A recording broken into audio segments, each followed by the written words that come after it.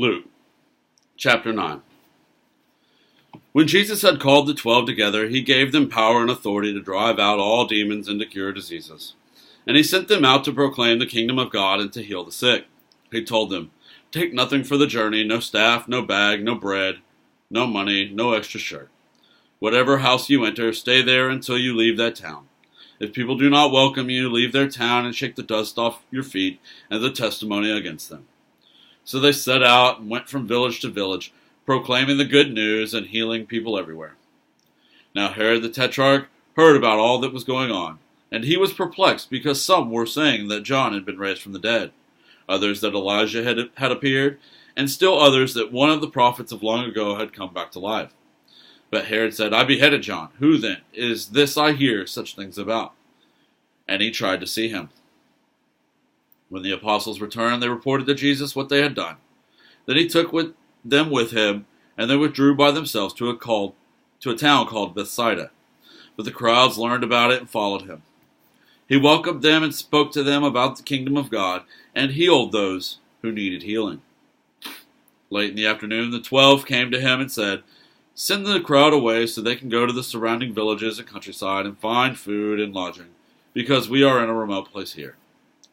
He replied, "You give them something to eat." They answered, "We have only 5 loaves of bread and 2 fish, unless we go and buy food for all this crowd." About 5,000 men were there. But he said to his disciples, "Have them sit down in groups of about 50 each." The disciples did so, and everyone sat down. Taking the 5 loaves and the 2 fish, and looking up to heaven, he gave thanks and broke them. Then he gave them to the disciples to distribute to the people. They all ate and were satisfied, and the disciples picked up 12 basketfuls of broken pieces that were left over. Once when Jesus was praying in private and his disciples were with him, he asked them, "Who do the crowds say that I am?" They replied, "Some say John the Baptist, others say Elijah, and still others that one of the prophets of long ago has come back to life." "But what about you?" he asked. "Who do you say I am?" Peter answered, "God's Messiah."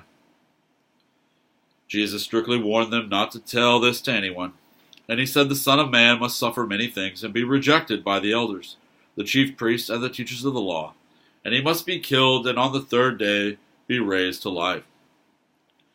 Then he said to them, "Whoever wants to be my disciple must deny themselves and take up their cross daily and follow me.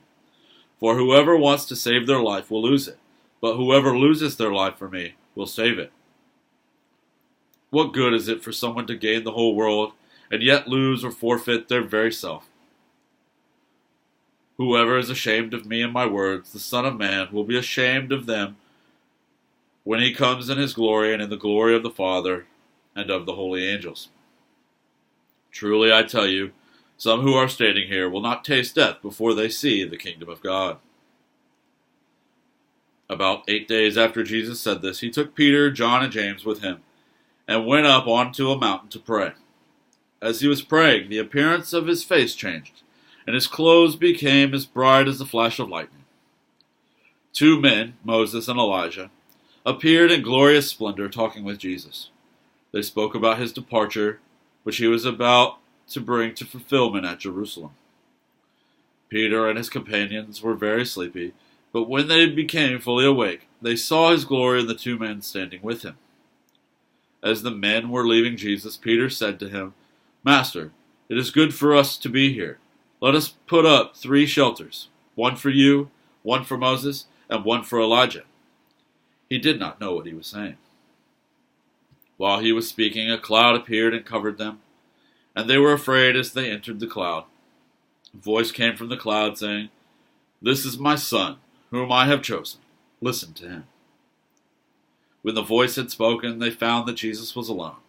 The disciples kept this to themselves and did not tell anyone at that time what they had seen.